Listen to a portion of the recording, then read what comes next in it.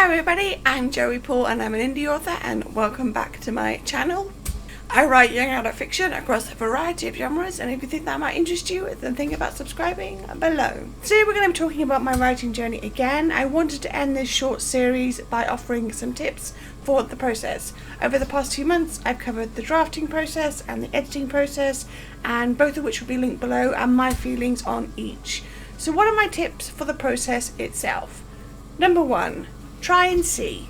There are many different ways to write and edit a book. If you're brand new to this, you might not know the way you personally do both. It might be that you come to drafting and find that you can't finish your book because you write yourself into a corner, or that you don't know what needs to happen next, or that you get bored with it. And that's where trying things comes in. This can be trying different methods of planning, or it can be giving yourself a chance to do pants. Every writer has a completely different process. Even planners don't approach things in the exact same way.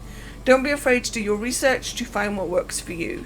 This can be watching Authortube or reading blog posts or anything else like that. But at some point you're going to have to find out how you personally work. How you approach writing, how you approach editing and revision and all of that. But to begin with, focus on the first step, writing that first draft. Look into planning if you think it might help. Try this method and that one and see what fits you. If you find that planning is too difficult or just not how you work, then don't be afraid to try something else. If you go into it thinking you're a planner and find out you're a pantser, there's nothing wrong with that. A lot of the advice is to plan, and I will say that it's better to have some kind of plan, but it's not the only way to write a book. I personally, as I've said about 100 times on this channel, do a mix of the two. You might find that works for you as well, but you will need to try a lot of different ways before you settle on the one that matches the way you write. Once you've written that first draft, then you have to approach revision and editing in the same way. Lots of mixing and matching of other people's methods to bring about your own, and there's nothing wrong with that. Number 2. Give yourself permission to suck. A big part of writing is the perfectionism. Especially for me, I want that first draft to be poetry and beautiful and perfect. And it's taken me 20 years of writing to be okay with the fact that it's not going to come out like that. It isn't for anyone, and I'm no different. That said, give yourself permission to make mistakes, to have to change things. That's what revisions and editing is for. Moulding that first draft into the masterpiece that it will be when it's finally done. Because a lot of writers feel like they have to be perfect on the first go, it stops them from ever moving forward. It's normal to feel like that, but if you let it stop you from finishing, then you're never going to get anywhere. I know how easy it is to say that and how hard it can be to do it, but letting yourself know that, okay, this is the first draft and it might not be brilliant as it is in my head, but that's okay because I will get there. It's a powerful thing. You don't have to be perfect on the first go. No one is able to write a first draft that doesn't need any revisions or edits. No one can do that, no matter how much they try. And the sooner you accept that, the sooner you'll be able to get over that hurdle and move on to the next one. Number 3. Lean into your strengths. You all have strengths in writing. Everyone does, and I don't just mean in drafting and edits, but in the writing itself. Like, personally, I know I do really well at dialogue and tension, and I also know that I also suck at good action scenes and good description. My editor tells me about it all the time. So when I'm writing a book, I'll focus more on the action and description scenes in the revisions and editing process, because if I get caught up in trying to make them perfect on the same go, as I said before, they'll be stuck there forever. Lean into your strengths, allow yourself to nurture them and weave them into your story. If you're aware of your weaknesses, then make sure you circle back to them and give them more of a going over when it comes to revisions and editing. If you write a great piece of dialogue, then acknowledge it. Let yourself bask in that. Don't be afraid of doing something great and liking it. Too many times I see new writers and older ones talking about how much they hate their work. And it's sad because sometimes I think they're saying that because they think everyone says they're supposed to, or that loving what you write somehow makes you big-headed or something, and that's simply not true. It's okay to like something you wrote. Hell, it's okay to love something you wrote. It doesn't make you a bad person, and loving what you write is actually going to make the whole process that much easier. So get ready to be proud of what you're doing and be okay with loving your work. Just as a caveat, it's okay not to like something too, but don't get caught up in the whole idea that you have to hate what you create to be valid. Number 4. Don't be afraid of feedback. One of the big parts of growing as a writer is getting feedback, whether that's from an editor or beaters, or even once it's published and getting it from reviewers. All of that is part of the process.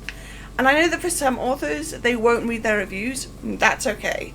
But personally, I have no problem doing so. While it's too late to change things, it's nice to know how the book was received.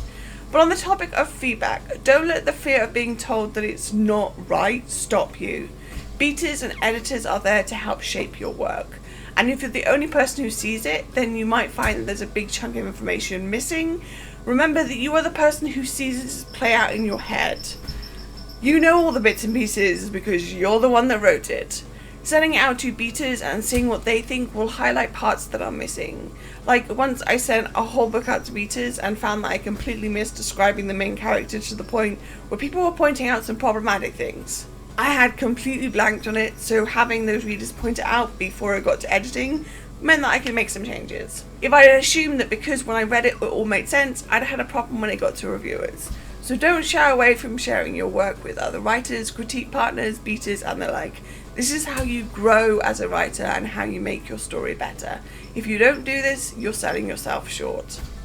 And number 5, don't forget to breathe. There are lots of stressful times in the author life and the writer life, whether they're deadlines or edits or marketing or revision. I could go on, but you get my point. There are going to be times when it feels like the whole world is ending and you are going to get stressed and anxious and worried about throwing in the towel. At times like this, remember to breathe, remember to take breaks, remember to be kind to yourself. You are the one telling this story, and depending on how you go about it, you can make the process harder on yourself or you allow some freedom to create. Don't let yourself get caught up in what everybody else is doing. Don't let yourself get caught up in word counts and everything. Allow yourself to create at your own pace. This is not a race. It takes as long as it takes, and that's okay.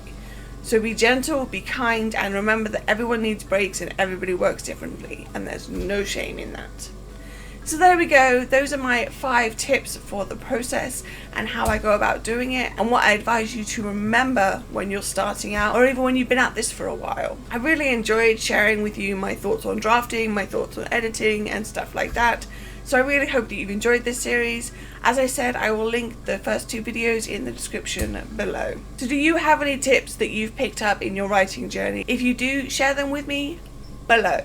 So that's all I've got time for today. If you want to support my channel, you can comment, like or subscribe. I post new videos on Thursdays.